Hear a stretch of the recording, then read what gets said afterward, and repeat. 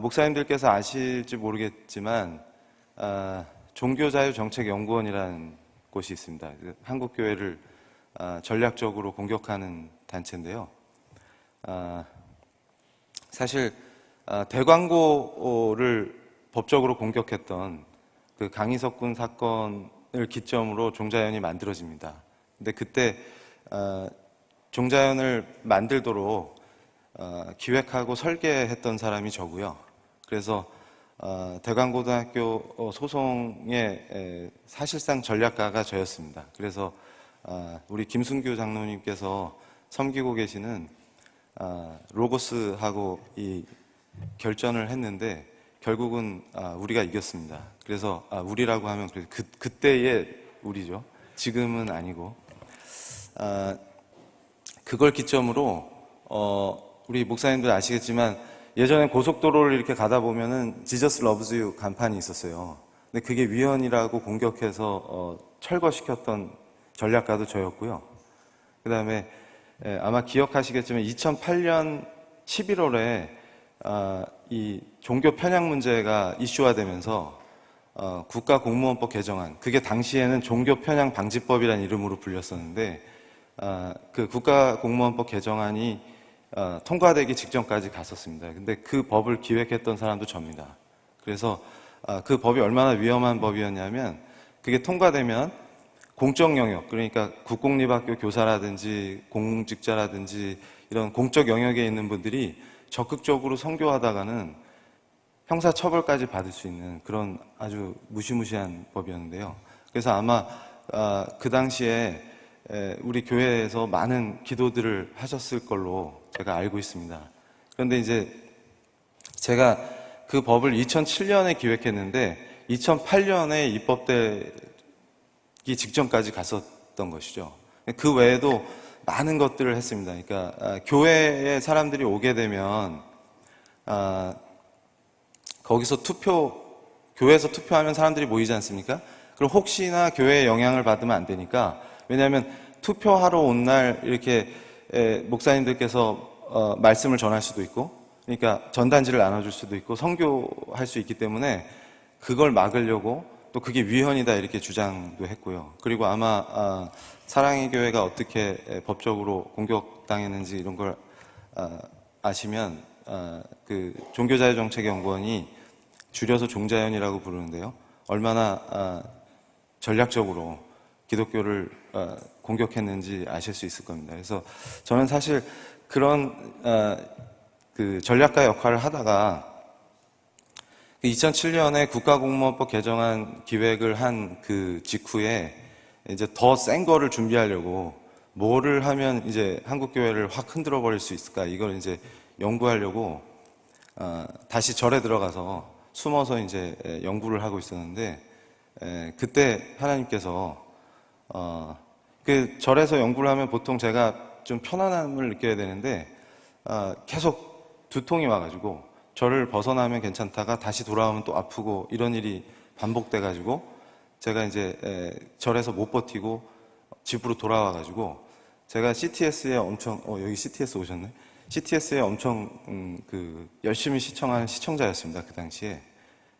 왜냐하면 교회를 알아야 공격해서 파괴할 수 있기 때문에 교회에서 무슨 얘기하는지 그리고 이분들의 선교 전략이 뭔지 그 다음에 목사님들이 어떤 얘기를 하시는지 이런 거를 아주 면밀하게 체크를 하고 분석을 하고 했었습니다. 그러다가 그날도 이제 쉬려고 집에 왔다가 CTS를 켰는데 거기서 어떤 목사님께서 설교를 하시는데 예수님께 죄인임을 자백하는 그런 장면을 약간 연극처럼 이렇게 설교하시다가 중간에 목사님께서 이렇게 해주시는데 그때 평상시처럼 그 제가 이 조롱하는 말을 잘했었는데 죄인 웃기고 있네 이러면서 그걸 조롱하고 싶어가지고 너나 잘하세요 이런 식으로 조롱을 하려고 하는데 그 순간 갑자기 혀가 딱 굳어버렸습니다. 그러면서 거의 제가 지금 그때 상황을 표현하면은 번개에 맞았다 이게 정확한 표현인 것 같은데요. 그러니까 물리적인 번개에 맞은 게 아니라 저를 완전히 그 사로잡는 이 강력한 힘이 혀가 딱 굳어버리고 그대로 바닥에 엎드렸는데 그때 딱 들었던 생각이 나는 죽었구나 였습니다. 그러니까 그때 제가 그 전까지는 지금 한국 사회를 위해서 굉장히 의로운 일을 하고 있다고 생각했어요. 왜냐하면 한국 사회를 망치는 악의 근원이 교회라고 판단을 했습니다. 그래서 이건 제가 조금 이따가 말씀을 드릴 건데요. 이런 생각들의 배경에는 이데올로기적인 요소가 굉장히 강합니다. 그러니까 우리 목사님들께서 이건 그냥 단순한 정치 현상이고 어떤 정치적인 문제니까 나하고 상관이 없다라고 생각하시면 큰일 나는 것이 이 본질은 영적 전쟁입니다, 지금. 그러니까 무슨 얘기냐면 사실상 청교도 혁명이 영국 정치 전통이랑 무관할 수 없는 것처럼 명예혁명이나 이것이 굉장히 이 정치 현상이라든가 그러니까 다시 말씀드리면 우리 믿는 사람들의 삶이 제가 교수니까 대학에서 교수로서의 삶이 신앙인으로서의 삶과 분리될 수가 없는 것처럼 우리 삶을 구성하는 이것이 영적인 문제와 분리될 수가 없습니다. 근데 사실은 교회를 공격하려고 제가 그런 논리를 계속 주장했었는데요. 무슨 얘기냐면 교회의 이 성도들이 각성을 하면 굉장히 무서운 파워를 냅니다, 정치적으로. 근데 그 교회를 핍박하는 세력의 저쪽 진영에서는 그걸 너무 잘 알고 있는 거죠. 그러니까 저도 마찬가지였고요. 근데 그걸 왜 그렇게 하냐? 그러면 이건 한 가지밖에 없습니다. 그러니까 내가 죄인이구나를 깨닫는 순간에 이건 저는 그 이전까지는 제가 굉장히 의로운 사람인 줄 알았거든요. 그러니까 아마도 제가 오늘 여기서 소개해주는 정치 세력들도 자기들이 굉장히 의로운 자라고 판단을 하고 있을 겁니다. 그러니까 그 의의를 실현하기 위해서 그들도 나름 열심히 하는데요. 그게 사실은 그렇게 하면 할수록 죄의 본질로 들어가서 자기만 죽는 게 아니라 전부 다 물귀신처럼 다 죽게 만드는 그 아주 위험하고 무서운 사상과 이데올로기가 거기 깔려 있는 것이죠. 그러니까 이 이데올로기는 사실은 이 사탄의 전략입니다. 사람을 파괴하는, 그리고 사회를 파괴하고. 그러니까 이게 무슨 말이냐면 제가 그때 내가 완전히 전적으로 부패한 인간이구나 이거를 알려주셨는데 이대로 죽어도 항변할 수 없는, 그러니까 나는 내가 옳고 내가 굉장히 의로운 자라고 생각했는데 주님을 만나니까 내가 전적으로 부패한 자라서 이대로 죽어도 주님께 찍소리도 할 수 없는 그런 죄인이구나 하는 걸 그냥 알아버렸는데요. 근데 그러면 거기서 죽어야 마땅한데 죽이지 않으시고 이분이 나를 구원하신 바로 그 창조주시구나, 이거를 제가 고백하게 됐습니다. 그래서 그 뒤로는요 제 삶이 180도 바뀌게 됐는데요. 주님을 만나고 제일 감격스러웠던 거는 세상이 너무 아름답게 보이는 겁니다. 그 전에는 싸워야 될 거, 투쟁해야 될 거, 비판해야 될 것만 보였는데 이제는 가로수에 나뭇잎이 아름답고, 그러니까 이 인간의 죄의 본질이 예수님을 안 믿고 그분을 대적하고 그게 바로 죄의 본질입니다. 근데 이것은 말이죠, 그렇게 죄의 본질로 가게끔 사람들을 더 강화시키고 강력하게 결집시켜서 다 같이 죄의 길로 가서 죽자, 이런 겁니다. 그래서 제가 영적으로 눈을 뜬 뒤에 제가 사상사 전문가지 않습니까? 정치사상사, 법사상사. 이 세계 역사와 정치사의 흐름을 보면요, 법의 역사의 흐름을 보면요, 그게 눈에 보입니다. 그러니까 사실 제가 지금 여기 거의 비장한 마음으로 왔기 때문에 좀 말을 삼가하지 않겠습니다. 이게 명백하게 종교개혁의 출발이 캐톨릭이 적 그리스도라는 것을 선언하면서 제가 깨달은 게 뭐냐면, 공부를 하면서 교회라는 제도를 만들어 놓고 그 안에 사람이 들어왔는데 이 사도행전의 엄청난 이 폭발력이 인류를 다 구할 것 같으니까 교회 형상을 만들어서 사람을 그 안에 들어와서 죄의 지배를 받게 만드는, 그러니까 예수님을 가리고 다른 걸로 예수님을 못 보게 가려버리면 예수를 못 만나면 죽는 겁니다. 근데 그렇게 해서 사람들을 죽이려는 이 간교한 계략이 있었다는 것이죠. 근데 그때 예수님을 있는 그대로 증언하는 증언자들이 나와서 순교를 하면서 우리 프로테스탄티즘이 시작이 됐지 않습니까? 그래서 이게 유럽에 퍼지니까 위그노라든지 영국의 청교도 혁명이라든지 스코틀랜드의 언약도들이 순교하면서 피로 이 나라를 만드는 겁니다. 그러니까 무슨 얘기냐면 이 언약도들의 순교라든지 청교도들의 이 철기군을 만나면요, 당연히 재간이 없는 것이 순교의 각오로, 그러니까 예수 그리스도가 아니면 그 어떤 것도 용납할 수 없는 거죠. 그러니까 이 주님의 본질을 회복하지 않으면 다 죽는다는 것을 아는 겁니다. 그러니까 근데 우리는 지금 당장 여기서 사는 게 중요한 게 아니고 그분의 영원한 생명을 알기 때문에 순교할 수 있는 거를 제가 깨달았습니다.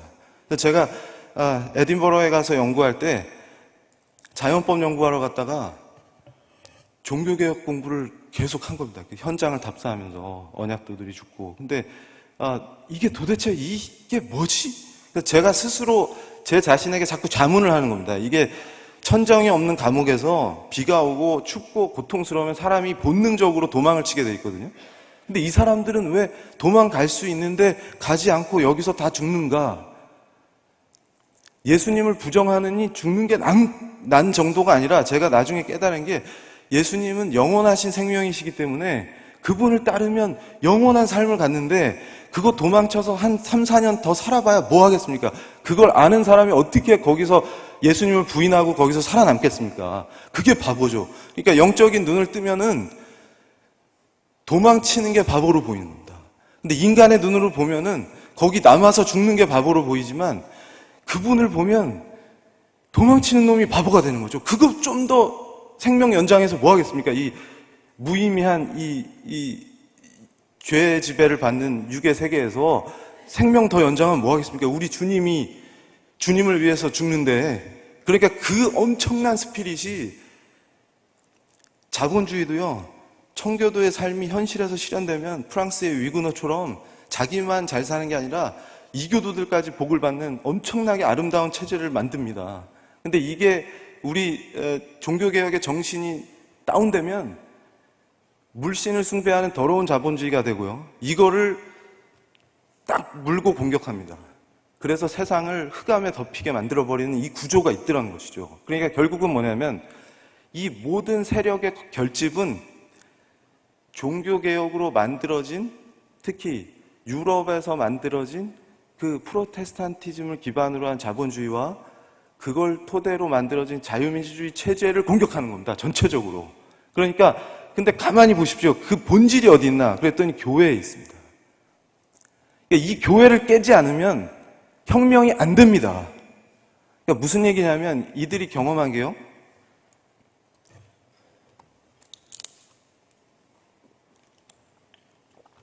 이들이 경험한 게 제가 기가 막힌 얘기를 목사님들께 전해드리면 얘들은 교회를 엄청나게 벤치마킹합니다. 그러니까 사실은 막스나 레닌이나 이런 친구들이 자기 이데올로기를 구성할 때 주체사상도 마찬가지인데요. 얘네들이 그 골수를 어디서 가져오냐면 우리 교회에서 가져와요. 근데 그걸 보고도 제가 확신을 했던 게 이건 진짜 영적 전쟁이다. 그러니까 하나님을 대적하기 위한 전략 전술을 끊임없이 만들어내는데 아이디어가 계속 어디서 나오겠습니까? 그러니까 우리를 하나님으로부터 분리시킨 그 존재가 바로 이 전략의 핵심 배우라는 것이죠. 그러니까 무슨 얘기냐면 우리를 아담을 꼬드겨서 이제 죄의 길로 가게 만든 그 존재가 핵심이라는 겁니다. 근데 그걸 못 보기 때문에 엉뚱한 소리를 하게 되는 거예요. 그러니까 이게 무슨 얘기냐면 얼만큼 무시무시한 거냐면요. 이게 이들은 오히려 웬만한 크리스찬보다 이 피조 세계의 원리를 더 잘합니다. 하나님께서 만드신 이 세계를. 이게 무슨 얘기냐면 얘네들이 갖고 있는 이론의 출발점을 보면 인간의 소외된 인간이라고 하는 걸 딱 치고 나오는데요. 이 본질을 제가 연구하면서 깨달은 게 이 회심한 뒤에 바로 그게 밀려오는 것이 뭐였냐면 하나님으로부터의 분리입니다. 이 소외감의 본질은. 그러니까 뭘 해도, 뭘 추구해도 하나님과의 관계가 회복이 안 되면 그분이 만드신 인간은 절대로 그 본질적인 행복감, 그 평화, 기쁨, 이걸 느낄 수가 없습니다. 그러니까 이게 뭐냐면 요 점을 파고드는 겁니다. 이놈들이. 그러니까 인간은 하나님하고 회복이 안 되면 관계가 뭘 해서 자기가 아무리 재밌는 걸 해봐야 결국 한다는 말이 허무해. 뭐 이런 거죠. 그리고 아무리 철학을 깊이 파봤자, 아무리 수행을 열심히 해봤자 그 본질에 가면요, 해결이 안 됩니다. 절대로. 예수 그리스도를 믿어서 이 구원을 받지 않는 존재는 하나님과 이 회복이 안 됐기 때문에 너무나 공허하고 뭔가 허전하고 삶이 우울하고 이걸 루터가 영의 존재론적 우울감 이렇게 표현하는데 그냥 이게 필이 팍 와버리는 겁니다. 그러니까 이 루터가 얘기한 이게 독일 말로는 안페이퉁겐 이렇습니다. 안페이퉁 그러면 이게 법률 용어인데요. 취소라는 거예요. 페이퉁겐 그러면 취소 당한 거죠. 그러니까 무슨 얘기냐면 하나님의 약속에서 버려진, 그러니까 하나님께 추방된 그 고통이라는 거죠. 그러니까 이게 죄의 지배에 있기 때문에 계속 괴롭죠. 근데 이 이데올로기를 짤 때는 그걸 딱 파고듭니다. 너 소외됐지? 뭐가 문제인지 잘 봐. 이런 식으로 가는 거죠. 그러면 여기에 계급의식을 넣어야 네가 해방될 수 있어. 이런 식으로 조직하는 겁니다. 그러면 이게 자기 심령에 딱 와서 꽂혀요, 사람이. 왜냐하면 현실을 보니까 그게 맞거든요. 자기가 소외받은 것 같고 이 사회가 나를 소외시키게 만드는 것 같고, 그러니까 결국은 이걸 해결하려면 어떻게 해야 됩니까? 그랬더니 정치적으로 계급의식을 가지고 이걸 다 깨부셔야 된다, 이렇게 되는 겁니다. 그러면 인간이 해방되고 네가 지금은 부자유스럽고 속박받는 느낌이 되지만 결국 해방을 맞을 수 있다, 이겁니다. 그러니까 해방을 위해서 혁명을 하라, 이거죠. 그런데 얘네들이 막스 레닌주의를 만들어가지고 혁명을 해봤습니다. 그렇게 사람들을 꼬드겨가지고, 그러니까 우리 목사님들이 보셔야 될 게 볼셰비키 당을 만들어가지고 청년들을 획득하는 거죠. 그러니까 얘네들이 잘 쓰는 말이 획득입니다. 획득. 청년들을 획득해가지고 볼셰비키 당을 만들어서 열심히 해가지고 체제를 뒤엎고 소비에트를 만들어 봤습니다. 레닌이. 근데 어떻게 됐죠? 그러니까 지금 서유럽의 좌파들을 생각해 보세요. 지금 동구권의 소련의 동맹들이 아니라 서유럽에 살고 있는 좌파들은 뭘 생각하냐면 지금 소련이 만들어졌으니까 너무나 기쁜 겁니다. 레닌 동지가 자기들이 꿈꾸는 세계를 만들었다고 생각하는 거죠. 그러니까 이 친구들은 스탈린 때에 오니까 이게 자기들이 꿈꿨던 게 아니잖아요. 인간이 자유인이 되고 속박에서 구원받고 해방된 세상을 맞는다고, 노동자 농민의 세상이 된다고 했더니 스탈린 때 보니까 수용소만 많아지고 사람을 다 죽여버리는 겁니다. 그러니까 얘네들이 거기서 문제의식을 느끼겠죠.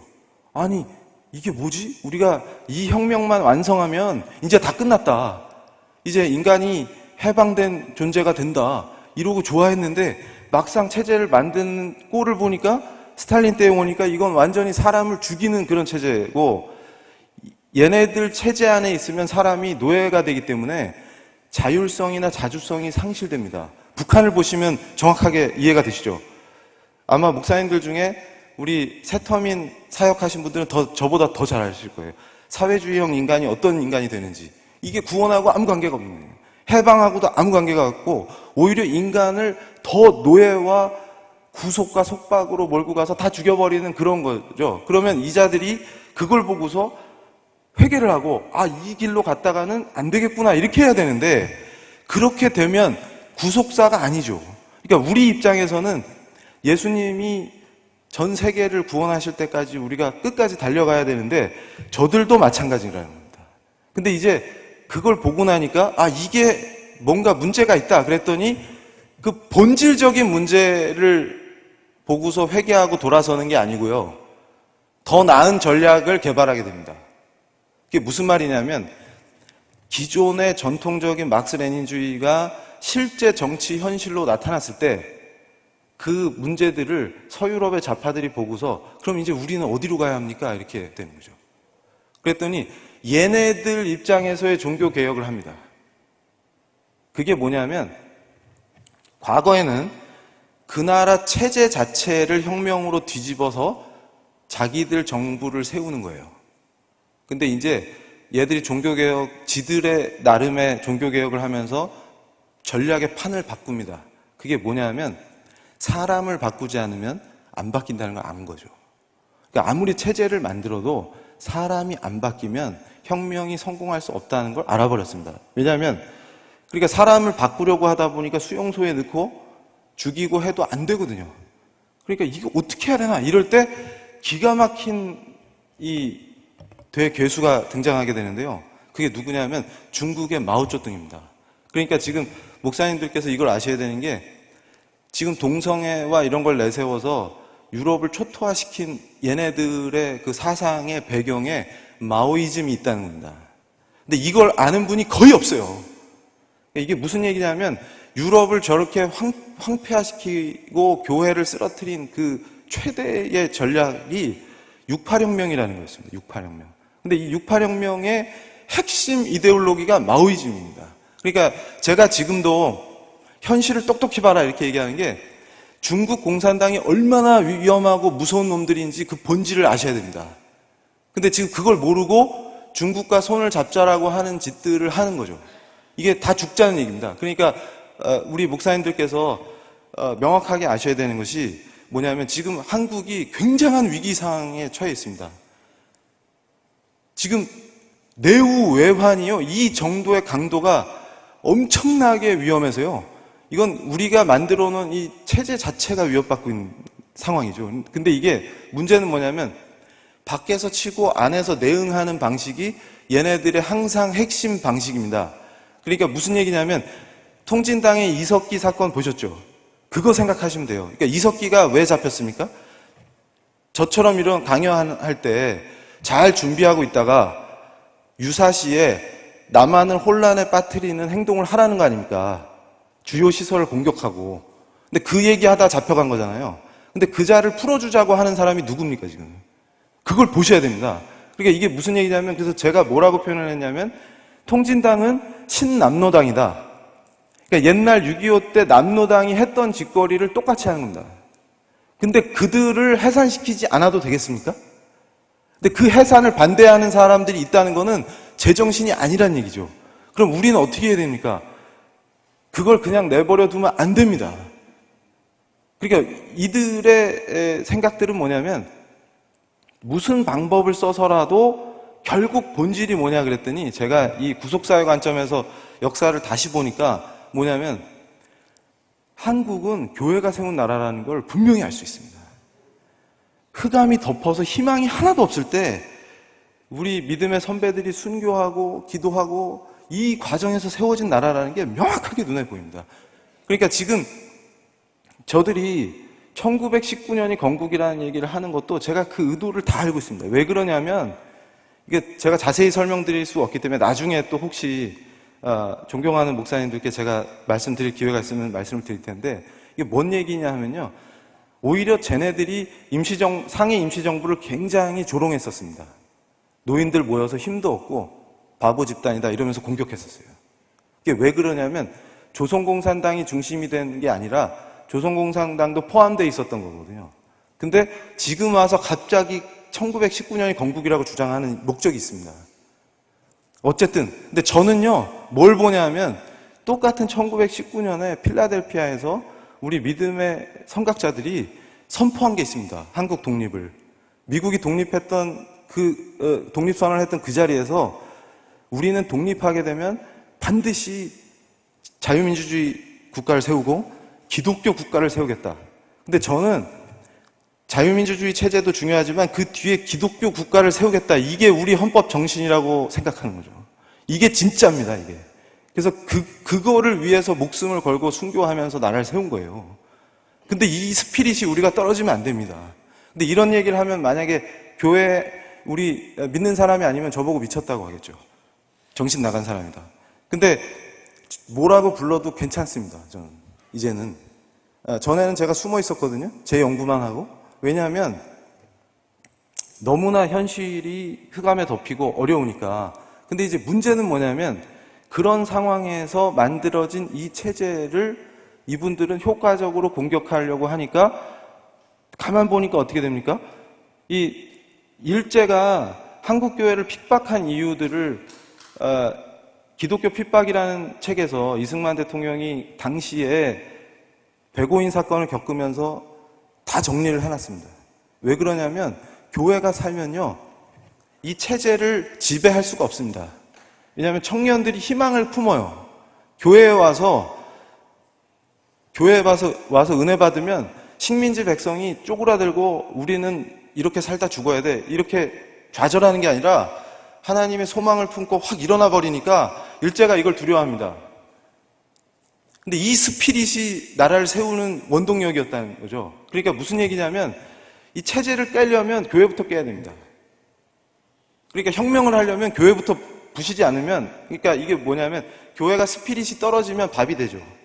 스피릿이 떨어져 있을 때 아예 회복이 안 되게 부셔버려야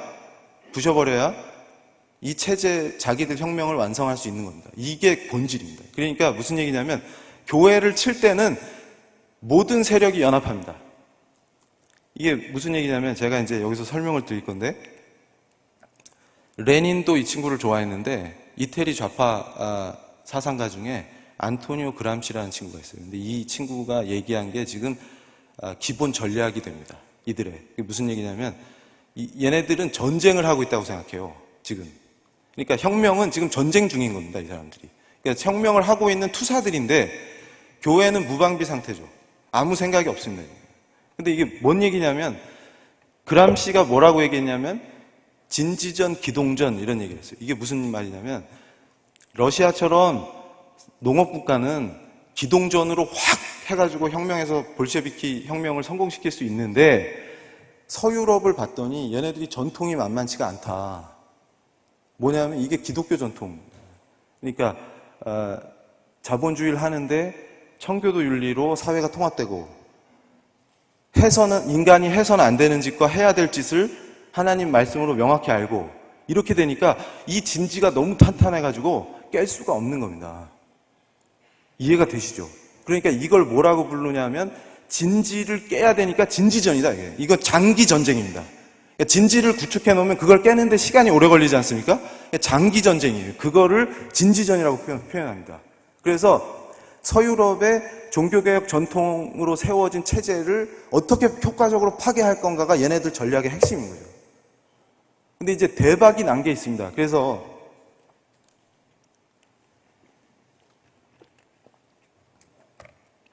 제가 흥분을 하니까 목이 자꾸 타가지고 죄송합니다. 그래서 사실은 김승규 장로님께서 저를 불러가지고 이제는 회심을 했으니 같이 일을 하세 이래가지고 저한테 맡긴 게 얘네들의 실체가 뭐냐. 그러니까 나라에서 큰일을 하실 때 아시죠 다. 그 어떤 문제가 있었는지. 이게 정말 이 자들의 실체를 보셨는데 얘네들이 뭐 때문에 이런 짓거리들을 하는지가 궁금하다. 그러니까 이놈들이 어떤 사상을 가지고 이런 짓들을 하는지 정확하게 좀 밝혀보자 이렇게 말씀을 하셔가지고 제가 장로님 말씀을 딱 듣고 연구를 해가지고 300페이지 되는 보고서를 썼습니다. 그래서 그게 이제 우리 지금 우리 동지들 있지 않습니까? 우리 울산에도 왔었던 그 동지들이 그걸로 학습을 하고 이제 체계화돼가지고 이제 우리 그때 울산 학생인권조례 공청회 할 때 김승규 장로님이나 여러분들이 그람시 얘기도 하고 이게 원조가 막스다 이런 얘기도 하시고 막 이렇게 이제 우리도 무장을 하죠. 그러니까 지금 저 친구들은 아니 쟤들이 어떻게 알았지? 전에는 무방비였는데 아마 그러고 있을 겁니다. 그러니까 지금 우리 활동가들이 무장을 하니까 꼼짝을 못 하죠. 이게 학생인권 조례라는 게 제가 아까 말씀드렸던 68혁명의 68 학생선언이 있습니다. 니들 그거 흉내내는 거잖아 하고 탁 치면 어떻게 알았지? 이렇게. 아니 어떻게 알았지? 전에는 교회에서 이걸 몰랐는데 어떻게 알았지? 그러니까 이게 무슨 얘기냐면 지금 우리가 이따가 우리 제가 너무 사랑하는 우리 손독재 선생님이 말씀을 해주시겠지만 반전이 일어나고 있거든요. 이게 가능한 게 우리와 함께 하시는 분이 전능하신 분이기 때문에 결코 우리를 그냥 버려두지 않습니다.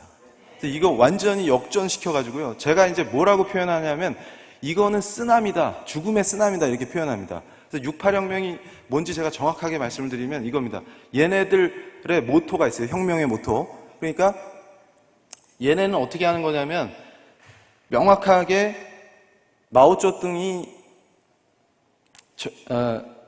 장개석 국민당을 내쫓고 공산정권을 수립하는 이런 방식이 아니고 프랑스면 프랑스, 영국이면 영국, 독일이면 독일 이 체제는 그냥 두고 사람을 뭘로 바꾸냐면 문화로 확 바꿔버리자. 이게 문화혁명입니다. 그러니까 68혁명은 문화혁명이에요. 그러니까 이게 더 악랄한 것이 뭐냐면 청년들의 그러니까 사단이 말을 이렇게 생각을 넣어주죠. 이런 것처럼 청년들의 생각에 그걸 딱 주입을 하면 얘가 완전 변신을 합니다. 이게 무슨 말이냐면 이 젠더라는 게 인간의 성이 날 때부터 정해지는 게 아니고 생물학적으로 태어나 보니까 여자로 키워지고 남자로 키워지더라. 그러니까 남자애한테는 자동차 사주고 여자애한테는 인형 사주고 이렇게 해서 결국 키워지더라. 그러니까 핵심은 뭐냐면 여성이라고 하는 그 개념을 인간이 만들어냈다는 겁니다. 문화적으로. 그래서 이건 애 낳는 도구로 전락시키고 가부장 체제를 유지하도록 핍박해가지고 지배하고 있다. 이런 거죠. 근데 이 만들어진 피어갑 여성을 어떻게 해방시킬 거냐?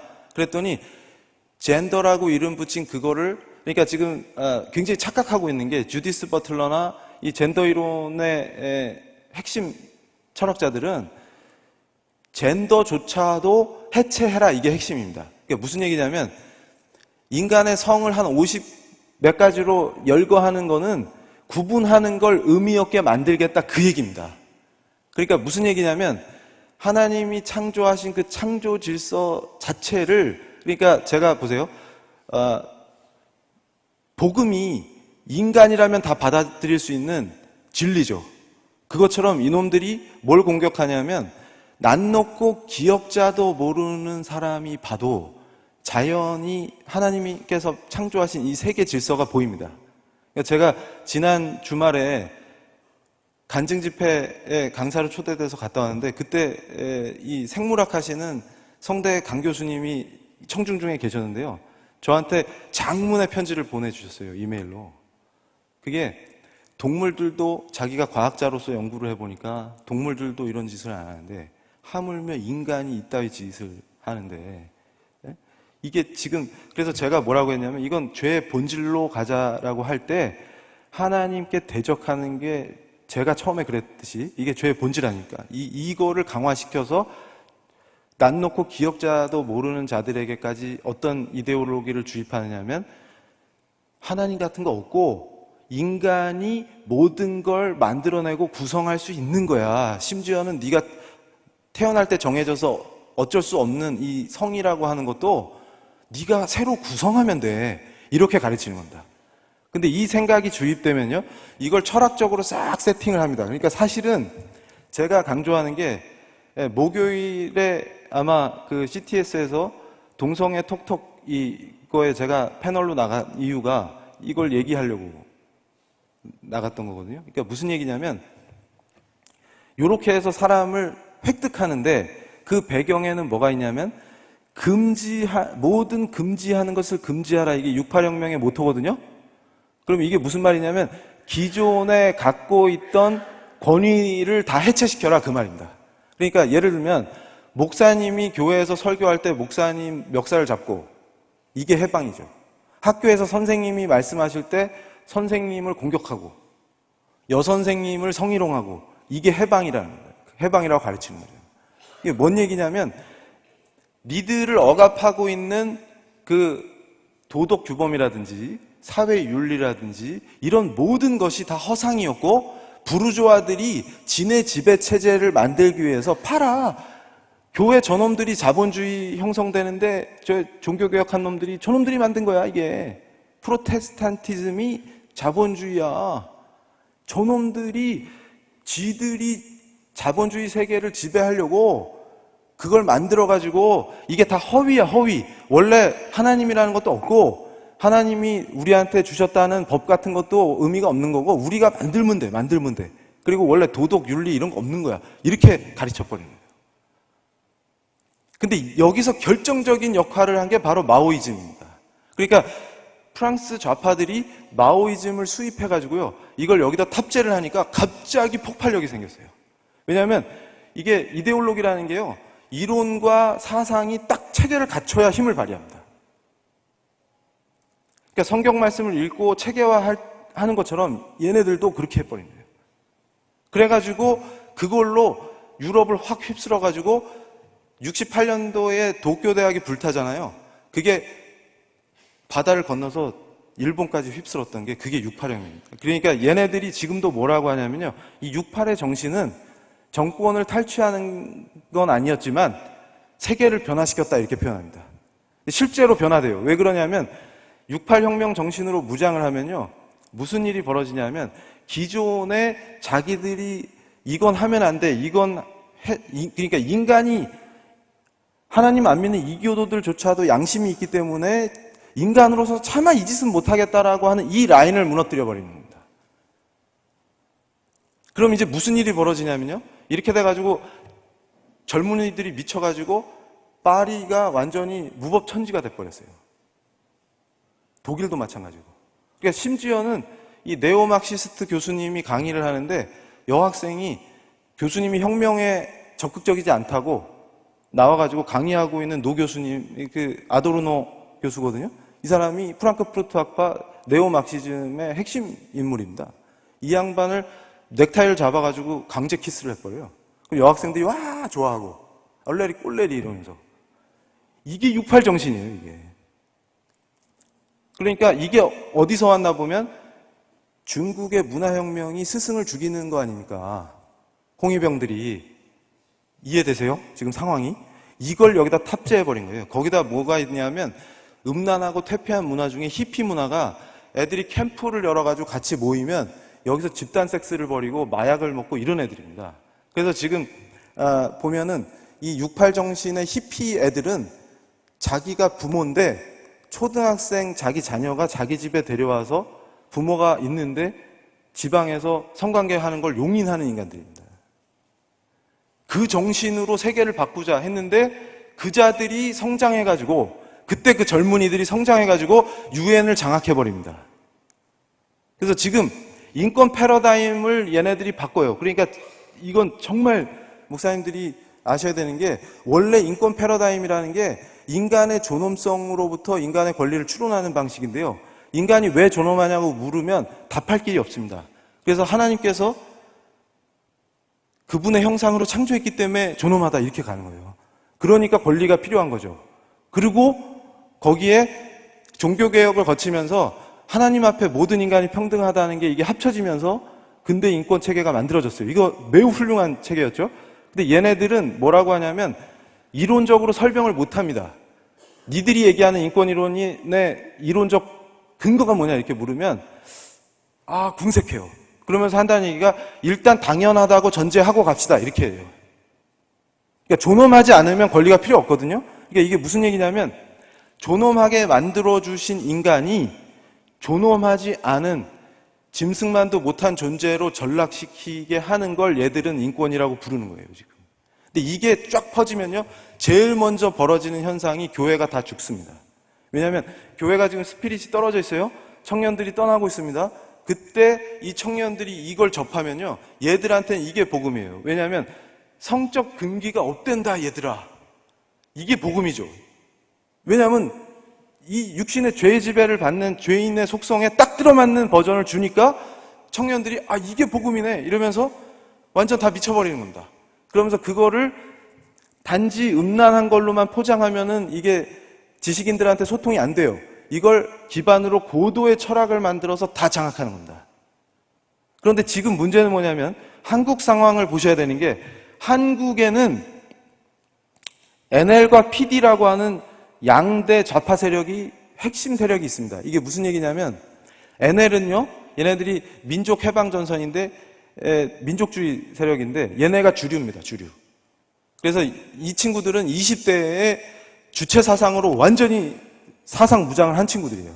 그리고 PD는 뭐냐면 레닌주의로 사상 무장이 된 친구들입니다. 근데 이 친구들이 지금 성장해가지고 정치 핵심 인물들이 돼 있는 거예요. 그래서 가끔 어떤 분이 저한테 그래요.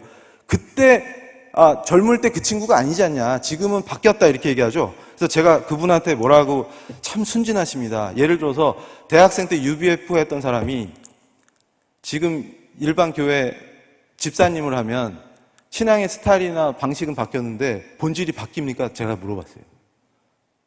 이해가 되세요?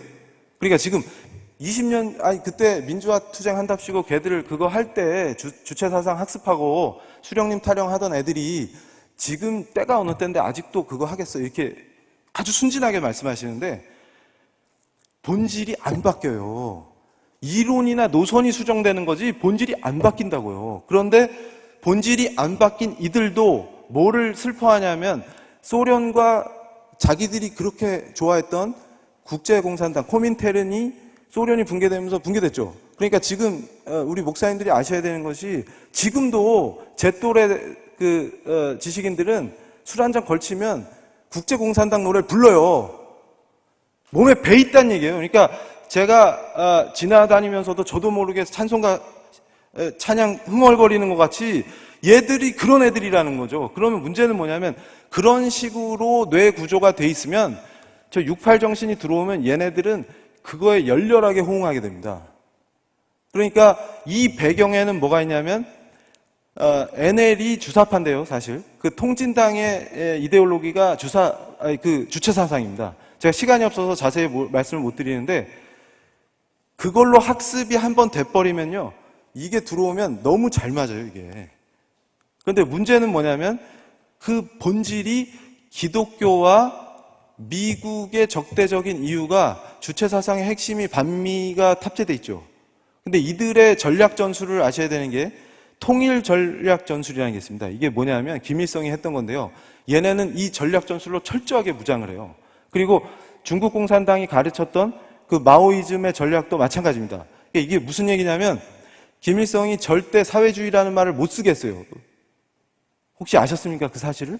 그러니까 자기가 이 북한에서 헤게모니가 완전히 장악되지 않았을 때는 자기 참모들한테 사회주의라는 말을 못 쓰겠어요. 그래서 중도파들을 포섭합니다. 그러면서 썼던 말이 진보적 민주주의, 진정한 민주주의 이런 말을 써요. 민주주의라는 이름을 걸고 사람들을 다 포섭해가지고 합작하게 만드는 거죠. 그래놓고 토지개혁한다고 땅을 나눠줍니다. 소작농들한테. 그럼 소작농들이 만세 부르고 좋아하겠죠. 근데 결국은 이게 협동농장으로 갈 건데 사람들은 모르고 거기 빠져요. 그래서 획득되면 싹 쓸어버리는 겁니다. 반대팔 다 숙청해버리고. 이 방식이 이들이 훈련받은 방식이에요. 그러니까 어떤 형태로 나타나든 거기에 속으면 안 되는 겁니다. 그러니까 한경직 목사님이나 우리 신앙의 선배님들은 걔네들의 본질을 알고 계셨기 때문에 합작을 할 수 없다고 보시는 거예요. 근데 그걸 모르고 이러면서 괜찮아 너. 그러니까 무슨 말이냐면 그 사람을 긍휼히 여기고 그 사람에게 복음을 전하지 말라는 그 말이 아니라 그 사람을 움직이고 있는 이데올로기를 포용하지 말라 그 말입니다. 그게 이해가 안 되는 거예요. 그러니까 동성애자들은 사실 얼마 안 되고 동성애자들이 더 피해자입니다. 무슨 얘기냐면 얘네들이 프랑스에서 제가 나중에 우리 목사님들께 그 보고서를 필요하시면 드릴 건데 뭐냐면 이게 프랑스에서도 동성애자들이 어둠 속에 숨어 있다가 사회로 나오게 된 거는 치료를 받으려고 나온 거예요. 에릭 제무르라는 사람이 프랑스의 자살이라는 책을 썼는데 한국에는 소개도 안 됐어요. 그래서 제가 번역해가지고 소개해줬거든요. 그게 무슨 얘기냐면 프랑스가 자살을 선택했다 이겁니다. 그러니까 드골 체제 이후에 저 68혁명의 쓰나미로 프랑스 정치가 그게 정치 주류가 됐을 때 우리는 자살했다 이 표현을 쓰는데 그래서 다시 부활할 수 있겠냐 이렇게 표현하거든요. 근데 거기에 핵심이 동성애자들은 지하에 숨어 있다가 치료받으러 나왔는데 이걸 포착해가지고 정치 투쟁의 도구로 활용하는 그 작전을 딱 짜는 겁니다. 그렇게 해가지고 들어오죠. 그럼 지금 어떻게 됐습니까? 지금 한국 상황이, 대한민국 상황이 외부의 적들이 엄청나게 지금 위험한 상황이죠. 근데 중국 공산당이랑 손잡으려고 하는 세력이 분명히 있습니다. 이러면 한미일과 북중러 이게 신냉전 구조가 만들어지고 있는 상황에서 만약에 우리 한국이 중국 공산당이랑 손을 잡는 순간 우리 체제는 끝장납니다. 근데 이럴 때 제일 위험한 사람들이 한미동맹을 중시하고 절대로 우리는 이 체제를 포기 안 한다 하는 사람들인데 그 사람들이 다 교회에 있어요. 그걸 압니다. 그러니까 미국을 치기 위해서 미국이 세니까 이해가 되십니까? 전부 연합하는 겁니다. 그러니까 교리상 이슬람하고 동성애가 연합이 안 돼요. 근데 오늘 이 강의 끝나고 한번 구글 같은 데서 찾아보십시오. 지금 시민운동 한답시고 만든 단체가 동성애 지지하고 동성애 확산시키는 단체랑 주한미군 철수하는 단체랑 철수운동하는 단체랑 강정 해군기지 있죠? 그거 그렇게 반대하는 그 단체가 지도부가 다 겹칩니다. 지도부가 다 겹쳐요. 그리고 광우병 사태 난리 났을 때 그때 서울에서 얘네들이 열었던 우리처럼 이런 세미나를 여는데 그게 레닌과 미래혁명 세미나입니다. 그때 발표됐던 원고들이 책으로 만들어져서 백주 대낮에 지금 한국에서 팔리고 있어요. 이 친구들이 뭐라고 얘기했냐면 소련 붕괴가 우리에겐 아픔이었지만 기회가 온다. 이 광우병 때문에 촛불을 들고 모인 여고생들을 봐라. 얘네들이 촛불은 들고 모였지만 방향을 모르고 있다 지금. 그래서 내가 레닌을 다시 꺼내서 들고 나왔다. 이렇게 표현합니다. 무시무시한 겁니다. 근데 얘네들도 이미 레닌이 힘이 빠졌다는 걸 지들도 잘 알아요. 주체사상이 명맥을 유지하고 있지만 지금 학생들한테 수령님 타령하면 안 먹히죠. 그러니까 통진당의 김재현이가 차별금지법을 들고 나오고 김조광수 동성 결혼식에 가서 축하사절 노릇을 하고 그 짓을 하는 겁니다. 그러니까 무슨 얘기냐면 지금 김정은 체제가 동성애를 용납하겠습니까? 그 얘기가 아니에요. 이들은 여길 획득하기 위해서 그걸 도구로 사용한다는 것이죠. 근데 그 본질을 명확하게 모르면 당합니다. 그래서 제가 정리를 하겠는데요. 시간이 돼서. 마지막으로 우리 목사님들께 제가 간곡하게 부탁드리고 싶은 거는 우리 성도님들이 종교개혁 정신을 회복하고 청교도 혁명의 그 주체들로 변하지 않으면 막을 수가 없습니다.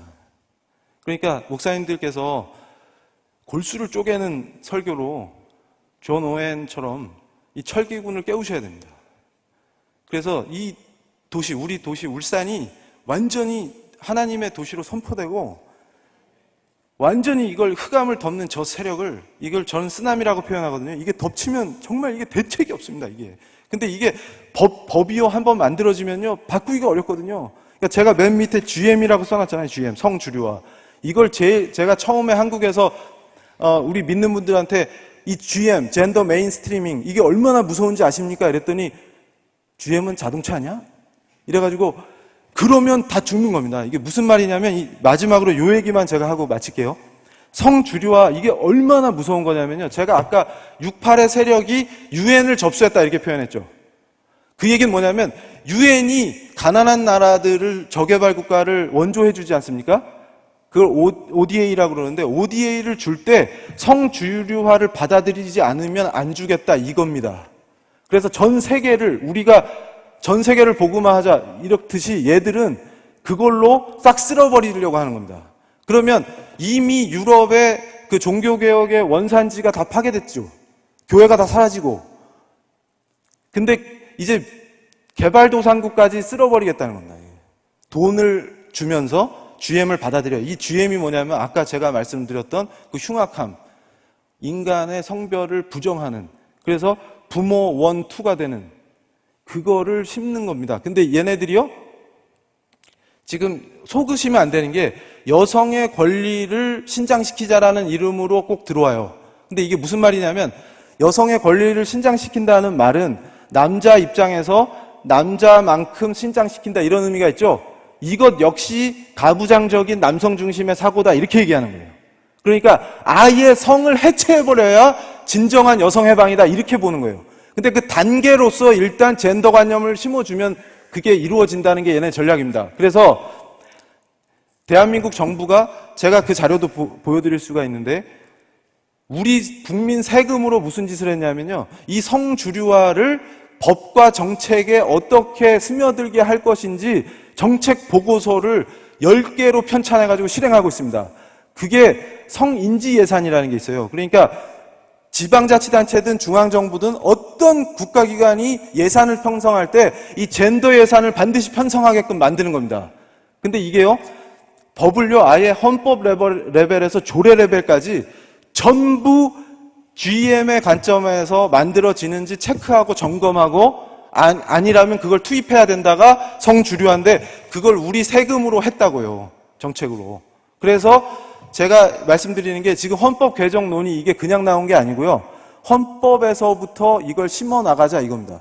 제가 얘기하는 게 뭐냐면 이 헌법은 한 나라의 법규범의 최고규범이기 때문에 제가 이 비유로 마칠게요. 집을 지어놨는데 여기다가 아무 성격이 없는 그냥 집이에요. 그냥 들판에다 집을 하나 져놨는데 여기다가 지붕에다 십자가를 딱 달면 희한한 게 그 집에 들어갈 때 경건해집니다. 근데 만약에 그 집에다가 음란물 포스터를 딱 붙이면 십자가가 아니라 그 집의 성격이 바뀌어버려요. 그러니까 얘네들이 생각하는 전략은 뭐냐면 지금 국민들이 아무도 젠더나 성주류화를 모르지 않습니까? 이때 성평등이나 여성인권 이런 표현을 쓰면 다 넘어가는 거예요. 이렇게 해가지고 지금 개헌 논의의 핵심은 정부 형태를 바꾸고 통치구조를 바꾸자는 거잖아요. 여기에다가 요걸 살짝 혼인조항에서 살짝 요걸 하면 아무도 모를 때 싹 통과시키면 끝난다 이거예요. 그러면 어떤 비참한 결과가 생기냐면요. 헌법이 바뀌어버렸으니까 민법 체계를 싹 뜯어 고쳐야 됩니다. 가족, 상속 이런 관련 법을 다 뜯어 고쳐야 돼요. 그래서 제가 이걸 입법 쓰나미라고 표현을 하면서 경고를 이미 했습니다. 몇 년 전에. 이게 꼭 온다. 우리가 대비해야 된다. 근데 그때는 듣는 사람이 없어요. 근데 지금 닥치니까 이걸 듣는데요. 이게 우리에게 주어진 정말 중요한 기회입니다. 이때 우리가 반전을 일으켜서 오히려 거꾸로 쓰나미가 아니라 이걸 역쓰나미로 해가지고 울산을 성시로 만들 뿐만 아니라 한국을 확 기독교 국가로 만들어야 됩니다. 그리고 이 여세를 몰아서 지금 저쪽 유럽에 계신 분들은요, 살려달라는 거예요. 유럽의 크리스찬들이. 종교교육을 해서 우리한테 선교사를 보내준 그분들이 우리한테 거꾸로 살려달라고 하기 때문에 이 얘기는 뭐냐면 역종교개혁입니다. 그러니까 우리가 이거를 새로운 동양의 작은 나라지만 아름답게 청교도 혁명을 성공하는 걸 보여줘가지고 유럽을 다시 살리는 그게 우리의 지금 소명인 줄로 믿습니다.